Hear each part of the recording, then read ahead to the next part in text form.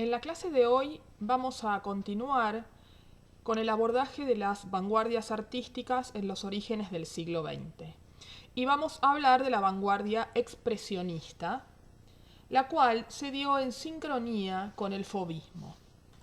Mientras que en Francia se estaba desarrollando la estética fauvista, en Alemania surge el primer grupo denominado expresionista, que fue Die Brücke, el puente. Estos grupos, ya lo vimos, tanto el fauvismo como el expresionismo se encontraban inspirados en las teorías de color de Gevrel en Francia, Goethe en Alemania, y que eran teorías que ya venían ejerciendo influencias muy importantes en el campo artístico desde el impresionismo. Vamos a ubicar entonces los orígenes del primer grupo expresionista hacia 1905, pero vamos a tener en cuenta que el expresionismo va a tener distintas vertientes, distintos grupos que se van a ir desarrollando en distintos momentos. El primero de ellos entonces lo ubicamos, como dijimos, en 1905. En este contexto, vamos ya a ubicarnos en un panorama donde las vanguardias artísticas empiezan a florecer. Estas vanguardias ya no van a ser consideradas estilos, sino movimientos. Cada uno de ellos va a recibir denominaciones terminadas en ismos. Y otra cosa que vamos a observar, que no todas las tendencias se dan de forma lineal, ya que tenemos, como dijimos, mucha sincronía de movimientos que se van a dar en simultáneo. Otro aspecto que va a ser común a las llamadas vanguardias artísticas va a ser la noción de ruptura. Todos los artistas de vanguardia van a proponer una oposición al denominado arte clásico, al denominado arte de herencia academicista de base grecorromana, en favor de nuevas propuestas rupturistas que realmente van a generar grandes innovaciones en el campo del arte. Al igual que ya habíamos indicado cuando vimos fauvismo, el contexto del inicio del siglo XX va a ir acompañado de una serie de congresos científicos, un gran impulso industrial y el desarrollo de grandes exposiciones universales, la mayoría de ellas en torno a los centenarios de los procesos de las distintas revoluciones políticos sociales. En este sentido, entonces, muchos artistas tuvieron acceso a participar o a visitar este tipo de ámbitos que funcionaron de intercambio y de presentación de grandes ideas científicas. Asimismo, en el contexto de inicios del siglo XX también asistimos a un proceso de desgaste y de desmoralización respecto de los resultados de la filosofía iluminista, racionalista. Nos encontramos en un momento de gran desilusión de estos paradigmas que van a ser el fermento para el inicio de la Primera Gran Guerra Mundial. Asimismo, si analizamos otros aspectos de contexto de principios del siglo XX, vamos a ver la importancia de la filosofía nietzscheana dentro de este contexto, como decíamos, pero más especialmente en Alemania, y más especialmente ejerció una influencia sobre los expresionistas. Como ya indicamos en el video anterior, la filosofía de Nietzsche lo que reflexiona y lo que expone es un proceso de secularización de la sociedad, donde justamente el pensamiento religioso y la doctrina como forma de costumbre y uso va a ir dejando lugar, vuelvo a decir, a una sociedad mucho más secular. Nietzsche propone esta noción de que Dios ha muerto y lo dice justamente en este contexto donde la sociedad progresivamente cada vez deja menos espacio a la definición religiosa. En cuanto a la base del movimiento expresionista, vamos a poder decir que se trata justamente de una vanguardia que se opone a la tradición racionalista positivista. Se trata de un amplio movimiento que va a tener distintas líneas y que difícilmente se puede encerrar justamente en una noción de estilo unificada. El expresionismo, así como cualquier otra vanguardia, es ante todo arte de oposición. Se trata, en el caso del expresionismo, de un antipositivismo, un antinaturalismo y también un antiimpresionismo. Lo primero que vamos a ver entonces es esta oposición a la tradición cientificista que introduce el impresionismo. Para los expresionistas, la realidad es la interior. Entre 1911 y 1914, el movimiento expresionista va a tener un amplio desarrollo, se populariza, genera nuevas vertientes y, como decimos, además de desarrollarse en Alemania, se va a ir expandiendo hacia las zonas y hacia los países que integraron el imperio austrohúngaro en las primeras décadas del siglo XX. Si tomamos las líneas que funcionan como referencias expresionistas, vamos a poder mencionar el antecedente de Van Gogh, el antecedente de Ensor, por supuesto Edvard Munch, que es definido como expresionista, sin embargo sus obras son previas a la configuración de este movimiento, y también algunas producciones de Gauguin. Si para el artista naturalista e impresionista la realidad seguía siendo la referencia que mirar desde el exterior, para el expresionista era algo en lo que había que meterse desde el interior. Como decíamos, va a ser la preeminencia de la realidad interior. Lo que verdaderamente molestaba a los expresionistas era el tono de felicidad, de hedonismo y la ligereza con la cual abordaban muchas temáticas sociales los impresionistas. Dentro de las concepciones de este movimiento, vamos a considerar la captación de la realidad como un núcleo eterno e inmutable. Proponen una solución espiritualista de éxtasis interior y podríamos definir al expresionismo como una forma de hacer presión sobre la realidad. La deformación expresionista que se remonta a Van Gogh y a Munch.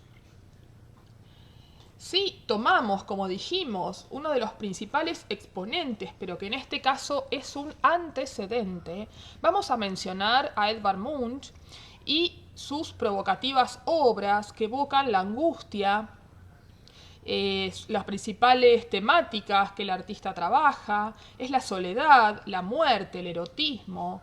Y dentro de su producción, por supuesto, destacamos la obra El Grito, que tiene varias versiones y que justamente lo que advertimos dentro del expresionismo, por un lado, es una apropiación del uso del color de una manera muy vibrante, ¿no? Así como lo hacían los fauvistas, pero aquí lo van a hacer desde un lugar, vuelvo a decir, mucho más de expresión interior.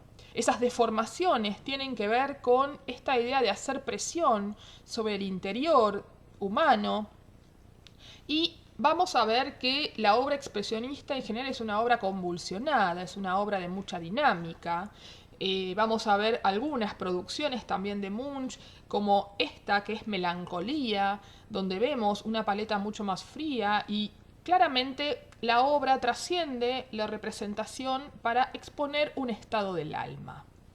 Si continuamos viendo, por ejemplo, este interior llamado Melancolía, podemos observar, por un lado, las influencias fauvistas de Matisse en cuanto a cierta paleta, en cuanto a cierto tema, pero claramente lo que advertimos es el enfoque, ¿no?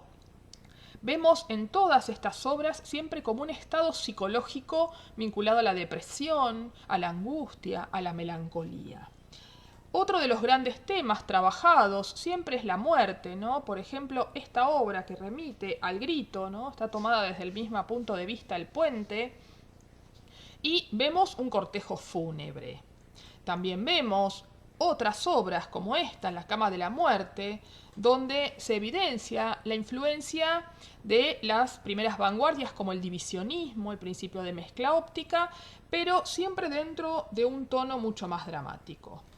Vemos otra obra en El lecho de muerte, donde también advertimos que las paletas no son necesariamente vinculadas a un uso cromático saturado, y en todos, vuelvo a decir, lo que predomina es un estado del alma. Si continuamos viendo esta obra Vampiro, vemos las versiones del erotismo vinculado a la muerte. Y también vamos a ver, en estos casos, la influencia de la obra de Gustav Klimt. Y si seguimos, por ejemplo, esta Madonna, vemos claramente, además de la influencia de Klimt, la influencia simbolista. Continuando con este recorrido por obras de Edvard Munch, vemos esta obra tan inquietante, Pubertad. Vemos también en ella la presencia de estas sombras deformadas tan características de su obra. Observamos el pudor de esta niña, la sensación de desnudez que deja expuesta ante los ojos del espectador. Munch coloca justamente al espectador en el lugar de un posible proxeneta, ¿no? La mirada de un hombre que claramente está invadiendo la intimidad de esta niña joven, en una posición de absoluta indefensión. Seguimos viendo otras obras al día siguiente, donde aquí tenemos una versión menos dramática de la presencia del sexo de una forma indirecta. Y por último vamos a ver un autorretrato, Caminante de la noche, en paletas frías, donde hay una presencia de lo lumínico, pero, vuelvo a decir, basado en la expresión del interior. De este recorrido realizado podemos sintetizar los principales rasgos de la estética expresionista, basada por supuesto en la destrucción de todo canon académico, la necesaria posición de sufrimiento sobre las presiones emotivas del ser. El contenido se encuentra por encima de la perfección formal. La pintura suele ser en algunos casos estridente, grosera, híbrida, casi nunca agradable, ni hedonista ni brillante. Para el expresionista, el arte es un modo de escapar de la realidad que para ellos es considerada intolerable. Además, dentro de estos rasgos, vamos a ver la necesaria posición de un arte visionario, místico e interiorizante, basado en las experiencias emocionales y espirituales, por encima de toda comprensión racional. Por supuesto, como toda vanguardia, se opone al clasicismo, rompiendo los principios de armonía y belleza que ellos proponen, y utiliza la deformación y el desorden compositivo como un recurso para exponer esa realidad intolerable. La condición del expresionista es terminar suicidado, es decir, el artista expresionismo ve la realidad con una presión y un dramatismo que en muchos casos conlleva la muerte misma. Como ya dijimos al principio de la clase, el expresionismo fue un grupo muy variado, que tuvo un desarrollo amplio y que se desarrolló en diferentes grupos. Mencionamos anteriormente al grupo Die Brücke, El Puente, que fue el primer grupo expresionista, que lo vamos a ubicar en 1905, pero a su vez vamos a mencionar también otros grupos, como De Reiter, o traducido como El Jinete Azul, y también el grupo vienés. Si comenzamos este recorrido por las líneas expresionistas sobre el primer grupo del Puente, vamos a decir que surge en 1905, aunque vamos a tener referencias expresionistas desde antes. Los principales referentes, Kirchner, Haeckel, Schmidt, Rottluff y otros como Otto Müller y Van Dongen, que fueron representantes de este grupo El Puente. De estos artistas vamos a destacar la figura de Kirchner. Uno de los objetivos de Die Brücke es el de atraer así a todos los elementos revolucionarios y en fermento, y esto lo dice su mismo nombre, Puente. Se caracterizó entonces por el impulso de destrucción de las viejas reglas y la espontaneidad de la inspiración. Trabajaron producciones no solamente de pintura, sino también de grabado, talla en madera, diseño de mobiliario, y también vamos a ver que el expresionismo se extendió hasta el cine. Dentro de los principales temas tenemos paisajes, escenas de interior, figuras, retratos, escenas cotidianas y bodegones.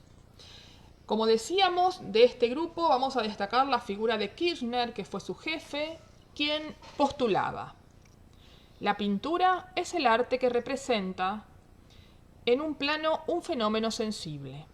El pintor transforma en obra de arte la concepción de su experiencia.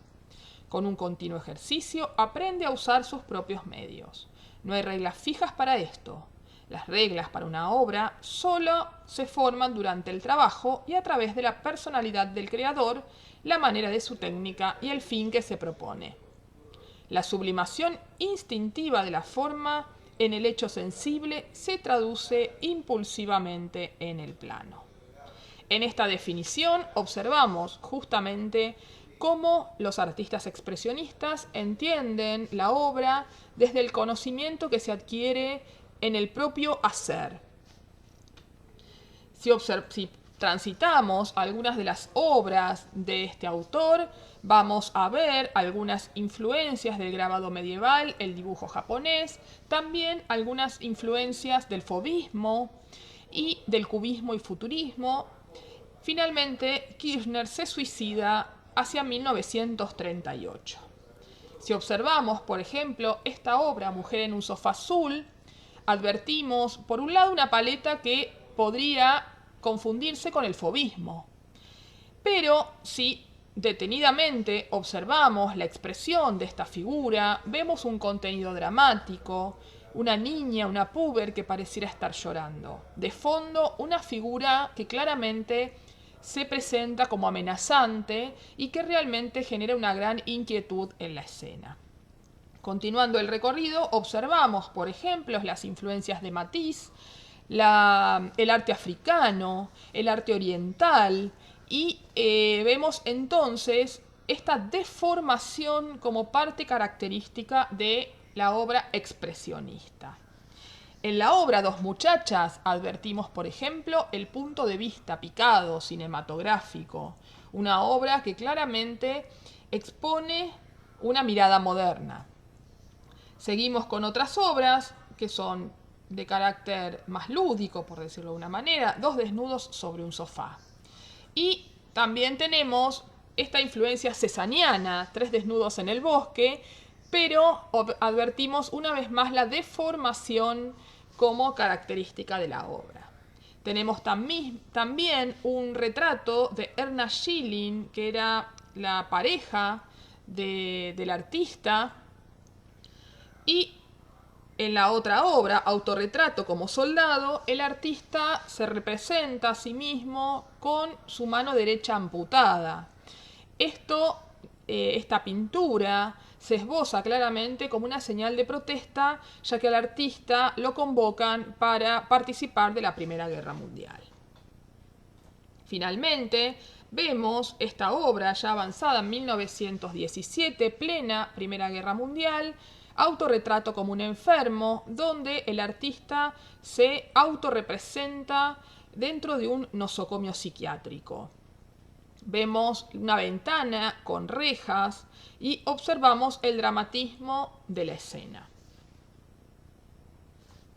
Si continuamos con el segundo grupo que integró la movida expresionista, tenemos El jinete azul, fundado por Kandinsky y Franz Marc hacia 1911.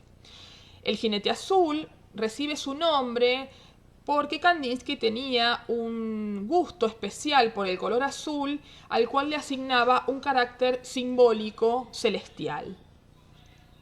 Dentro de este grupo vamos a ver diferentes artistas de origen ruso, alemán, austríaco. De todos ellos destacamos especialmente las figuras de Kandinsky. En el caso de Blue Reiter, lo que ellos pretendían es llevar adelante una revolución estética de carácter internacional, procurando dotar de total libertad a cada uno de los integrantes de este grupo. Hay una autonomía absoluta, una búsqueda de la esencia del lenguaje artístico en estado puro, siempre la referencia a la realidad interior como condición expresionista, y, por supuesto, como todo movimiento de vanguardia, combaten el clasicismo y combaten el arte académico en favor de un arte popular. Vamos a ver, a diferencia de la línea expresionista anterior, que quizás esta es una línea menos dramática, que trabaja en favor de una propuesta más simbolista. La finalidad de este grupo era coordinar y apoyar internacionalmente todas las tendencias que adscriban a la espiritualidad, la libertad y la autonomía de la forma y el color. Tienen una base en la música como elemento inspirador por ser este más abstracto respecto del modelo exterior. Y por supuesto, como ya dijimos, se trata de un grupo muy ecléctico, de carácter abierto, que pretende, digamos, reunir todas aquellas personas que tengan esta voluntad de expresión interior. El grupo se diluye hacia 1913.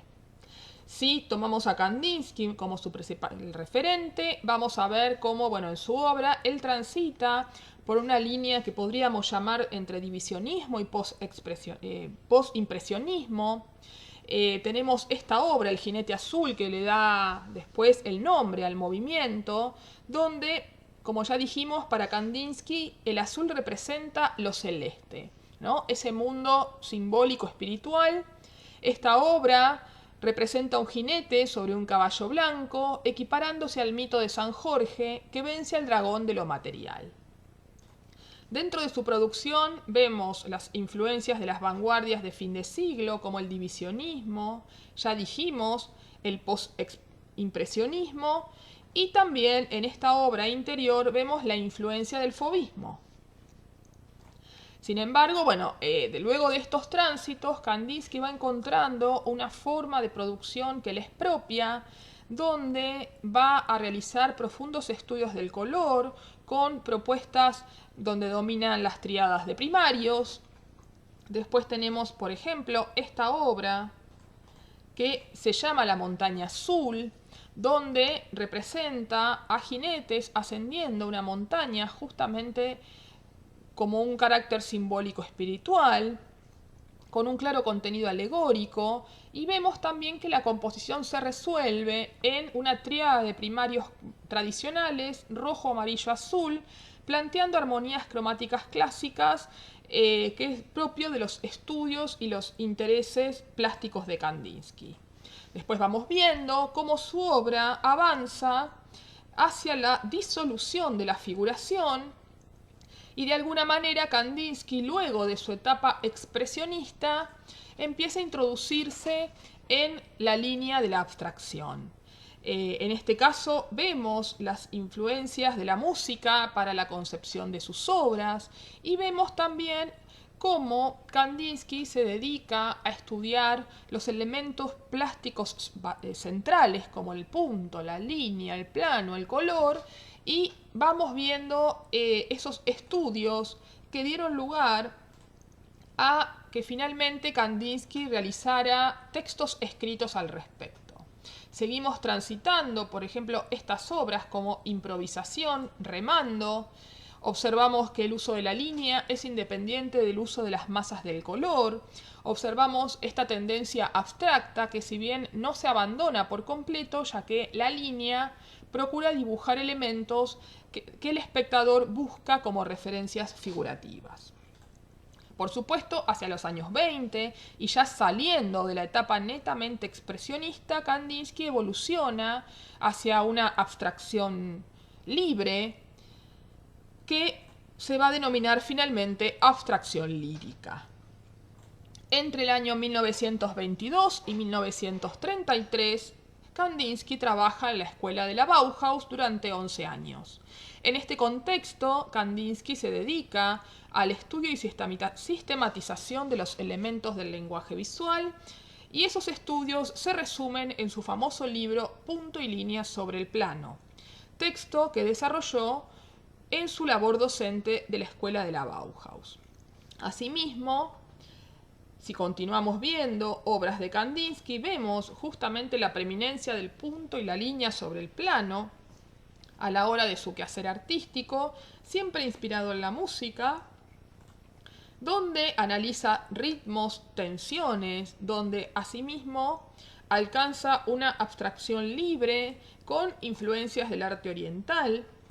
para luego ya con obras que van a estar acercándose a mediados de siglo, empieza a trabajar formas de carácter de microorganismos, formas orgánicas, aparece la textura como un elemento de gran importancia y hacia 1940 lo tenemos a Kandinsky realizando este tipo de producciones donde se vuelve a una figuración no, digamos, que no tiene un referente en la realidad. Podemos observar, ¿no?, cómo esta línea de obras va a estar en sintonía también con las propuestas de Joan Miró. Y por último, si nos referimos al último grupo de arte expresionista, que por supuesto, como dijimos, mencionamos los tres más importantes, vamos a tener al grupo vienés, donde los principales referentes van a ser Kokoschka y Egon Schiele. Sobre todo en el caso de Schiele, va a destacar la influencia de Gustav Klimt, quien fue de alguna forma su padrino y mentor. Y el grupo vienés justamente se desprende del imperio austrohúngaro. Esta línea, entonces, dentro de esta línea vamos a tener, como dijimos, a Kokoschka, pintor, poeta y dramaturgo, quien propone una serie de obras que van a ser consideradas escandalosas por la academia, quien en su momento lo había becado en su formación. Desarrolla una serie de retratos que le valen el nombre o el sobrenombre de el Freud de la pintura, por su carácter psicológico que se ve expresado especialmente en contorsión de manos y rostros. Vemos la obra de Kokoschka, un retrato de Martha Hirsch, donde, como decíamos, observamos la posición de las manos, que plantean una tensión, a la vez que la expresión del rostro, que aquí se encuentra destacado, le da un carácter psicológico a la obra, y observamos la deformación como también un rasgo de estilo expresionista. Si continuamos el recorrido por la obra de Kokoschka, una vez más vemos el gesto de las manos, la tensión permanente, el uso del color con cierta suciedad y dramatismo, la obra Tempestad, que muestra un punto de vista picado de absoluta dinámica, con un empleo del color también muy dinámico, que le da un gran dramatismo a la escena. Si pasamos al autorretrato con brazos cruzados de 1923, observamos una paleta de carácter fauvista, pero con una representación mucho más psicológica y una vez más la expresión de rostro y manos. En la línea de autorretratos tenemos este también del año 1933, autorretrato de un artista degenerado. Para luego, hacia 1969, al final de su obra, se presenta a sí mismo como el testigo alerta, y en el fondo aparecen una serie de personajes que también llenan de tensión la escena. Además de Kokoschka, otro gran referente y uno de los artistas más importantes del siglo XX, Egon Schiele, quien cursa sus estudios en la Academia de Viena gracias justamente a las recomendaciones de Gustav Klimt. Su primera exposición en el año 1909, a partir de la cual cambia su estilo, se vuelve más sobrio y cerrado en sí mismo. Vamos a ver también en sus últimas etapas la influencia del arte oriental. Su obra está llena de tensión y angustia, recoge la tradición simbolista, y vamos a ver, si ustedes observan, que Egon Schiele vivió entre 1890 y 1918. Se suicida muy joven, propio, digamos, de las características de los expresionistas. Y vamos a ver algunas obras de Schiele que claramente demuestran una capacidad para el dibujo, para el trabajo del espacio, para la expresión, que hacen que Schiele, como les decía, se transforme en uno de los artistas más importantes del siglo XX. Observamos la serie de retratos, autorretratos, también donde la expresión de caras y manos se vuelve especialmente significativa. En todas estas representaciones vemos la tensión y el dramatismo. Observamos también esta famosa obra de Schiele, que es un estudio de una prostituta. Observen la influencia del arte oriental. No hay ningún elemento en la escena, sin embargo, hay un sentido del espacio, del adelante y el atrás, que realmente es digno de mencionar. Continuamos con otras obras donde vemos en algunos casos la deshumanización, ¿no? La representación del retrato como si fuera una máscara. En esta obra, de una representación de una modelo, una vez más vemos la maestría con que Schiele aborda la figura, aborda el espacio y, como decíamos, un uso de la línea que tiene, digamos, un dramatismo y confiere cierta deshumanización.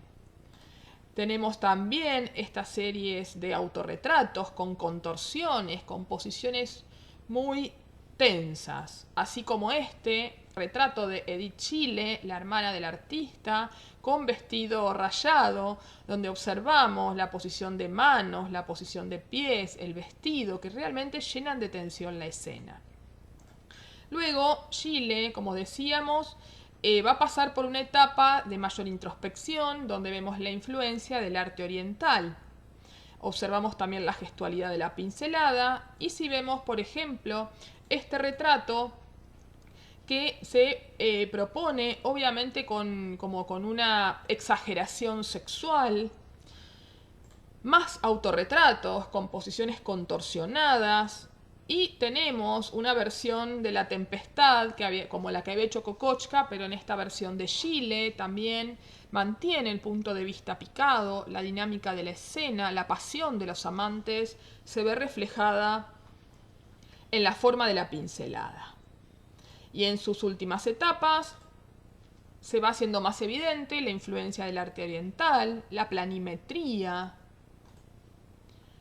el estudio del espacio, hasta que las obras empiezan a alcanzar una dinámica más simbolista como esta que estamos viendo aquí.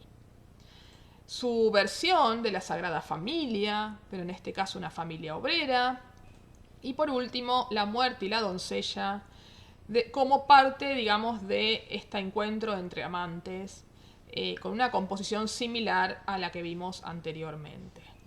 Para cerrar este recorrido sobre el expresionismo, vale destacar que además de este recorrido especialmente por la pintura, el expresionismo, como dijimos, se manifestó en el cine en el contexto de la Primera Guerra Mundial. Cuando Estados Unidos empieza a participar en la Primera Guerra, empieza a desarrollar una cantidad de films que son anti-alemanes. Razón por la cual el gobierno de este país funda una compañía cinematográfica, la The League, que tenía justamente como cometido el desarrollo de films pro-alemanes, ¿no? Para contrarrestar la influencia de la filmografía estadounidense. Hacia 1917 se crea la empresa UFA, que también, como decíamos, va a tener la misión de hacer propaganda a favor de Alemania para contrarrestar las miradas norteamericanas. Y dentro de este contexto tenemos un film muy importante, El gabinete del Dr. Caligari, filmado hacia 1920, dirigido por Robert Wiene, y claramente vamos a ver en el cine expresionista El gabinete del Dr. Caligari. Se trata entonces de una película muda de terror, dentro del género de terror, estrenada hacia 1920 y como narra la historia de un loco hipnotista que usa a un sonámbulo para cometer asesinatos. Obviamente una temática muy dramática. El expresionismo lo vemos en las expresiones de los rostros, en las expresiones del cuerpo, en el uso de la luz muy marcada, ¿no? El contraste entre la luz y la sombra, y realmente, bueno, genera un clima que configura toda una estética propia dentro del cine expresionista.